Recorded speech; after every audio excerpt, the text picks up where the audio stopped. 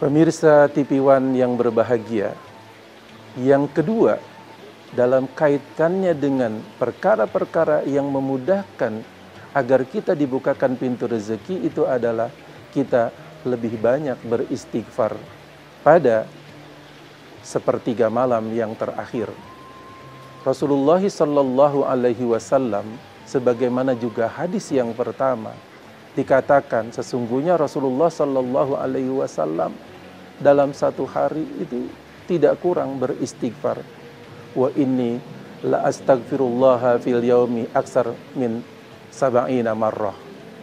Dalam hadis muttafaqun alaih, Rasulullah Sallallahu Alaihi Wasallam katakan sesungguhnya aku senantiasa beristighfar tidak kurang dari 70 kali setiap harinya.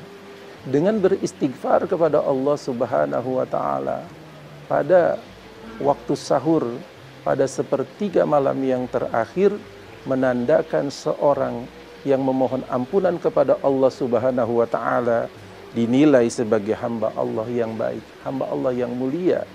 Karena manusia yang kurang beristighfar, kurang memohon ampunan, mungkin saja ada satu pandangan bahwa dia itu sendiri dianggap bisa saja takabur karena merasa dia sudah penuh dengan amal ibadahnya. Bisa saja dia digoda oleh bujuk rayu setan, oleh hasutan setan, oleh tiupan setan ke dalam dirinya, sehingga kemudian dia merasa sudah mendapatkan suatu kedudukan, sudah melakukan ibadah-ibadah yang baik, sudah melakukan perbuatan-perbuatan yang baik, seakan-akan pahalanya sudah begitu banyak.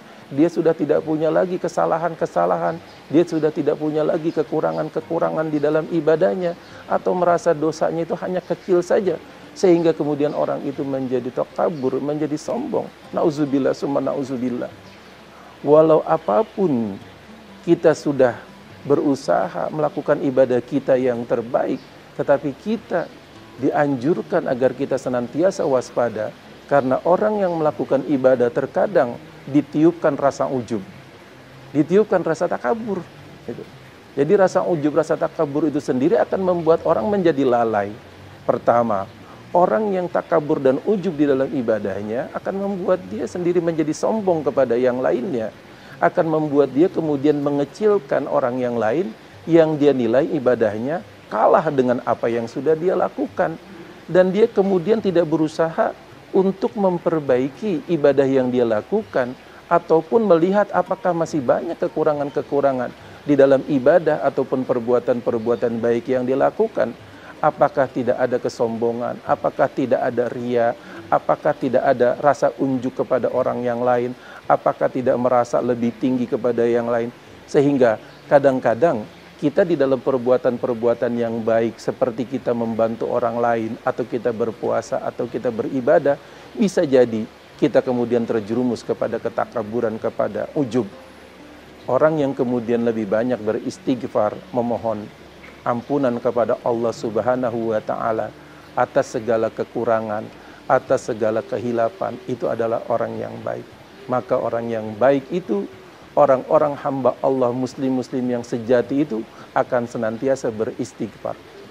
Bukankah telah dicontohkan oleh Rasulullah Sallallahu Alaihi Wasallam bagaimana Rasulullah adalah Nabiullah, adalah Rasulullah, kemudian adalah manusia uswatun hasanah, suri tauladan terbaik, khairun nas, adalah manusia terbaik, khairul anam, khairul anbiya.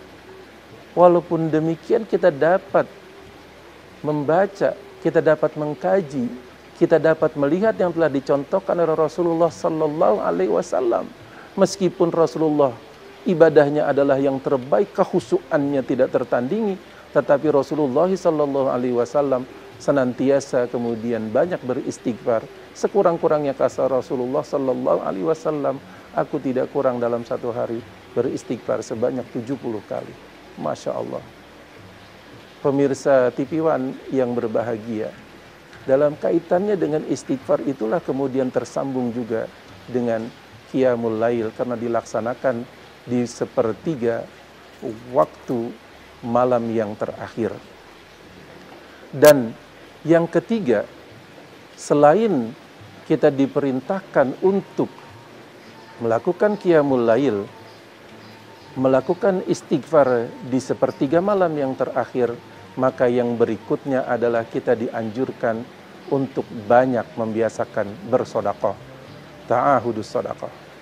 Maka perkara yang ketiga yang membuka dan memudahkan terbukanya pintu-pintu rezeki bagi kita adalah kita dianjurkan untuk memperbanyak sedekah. Kadang-kadang banyak orang yang melihat atau menilai bahwa bersedekah itu sendiri adalah bagi orang-orang yang telah atau banyak kelebihan rezeki. Sesungguhnya hal yang demikian tersebut tidak sepenuhnya benar. Karena pengertian sedekah yang dimaksud itu tidak hanya terkait dengan sedekah uang atau kita memberikan sedekah dalam bentuk materi atau uang. Tetapi sedekah yang dimaksud itu adalah suatu kebaikan. Maka apa saja suatu kebaikan yang kita berikan kepada orang lain, bahkan sebelum kita memberikan kepada orang lain, kita dianjurkan untuk memberikan sedekah itu sendiri kepada keluarga kita yang terdekat, kepada tetangga kita. Rasulullah SAW mengajarkan kepada kita bahwa tetangga pun juga punya hak untuk kita hormati. Kita berbuat baik bukan dengan pemberian uang saja, tetapi membantu tetangga kita yang kesulitan. Jika mereka kemudian ada kegiatan, kita membantu dengan tenaga kita, membantu dengan tenaga juga sedekah.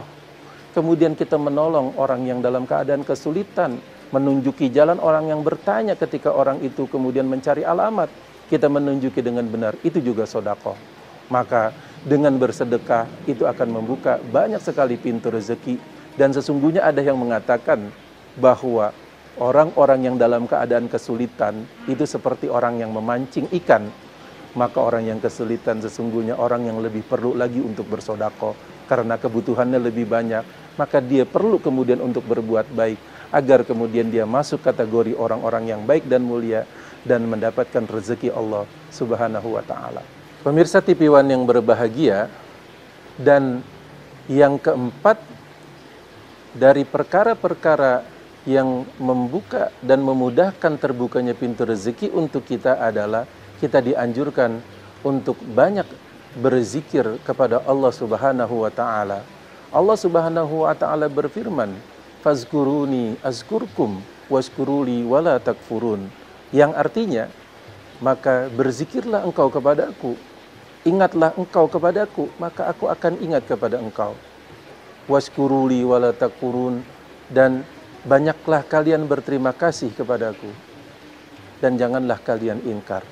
Dengan kita banyak mengingat Allah Subhanahu wa taala dalam bentuk zikir, zikir dalam keadaan qiyaman wa qu'udan wa ala junubihim, zikir ketika kita berdiri, zikir ketika kita dalam keadaan duduk atau bahkan dalam keadaan kita berbaring, bahkan sebelum kita tidur kita banyak berzikir kepada Allah Subhanahu wa taala, menandakan bahwa kita senantiasa mengingat Allah Subhanahu wa taala.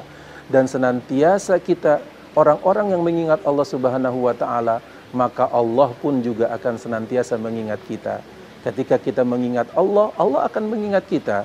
Ketika kemudian kita dalam keadaan kesulitan dan juga mempunyai banyak keperluan-keperluan, kita memohon kepada Allah Subhanahu wa taala, maka Allah pun akan banyak memberikan kepada kita ijabah, memberikan kepada kita apa yang kita inginkan, apa yang kita doakan, lebih dikabul oleh Allah Subhanahu wa taala karena seringnya kita berzikir dan menandakan kedekatan kita kepada Allah Subhanahu wa taala.